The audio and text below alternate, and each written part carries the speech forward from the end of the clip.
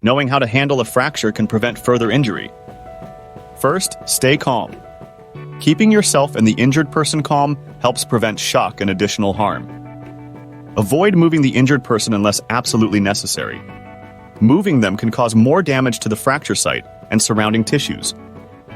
If possible, stabilize the injury.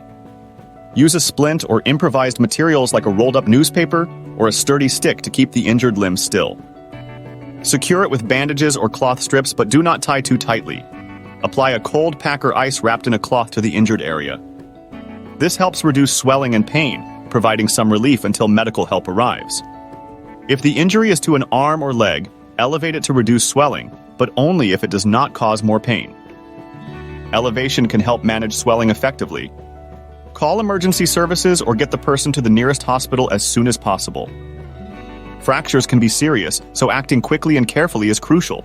Stay safe and be prepared. If you found this video helpful, please like, subscribe, and share. See you next time for more safety tips.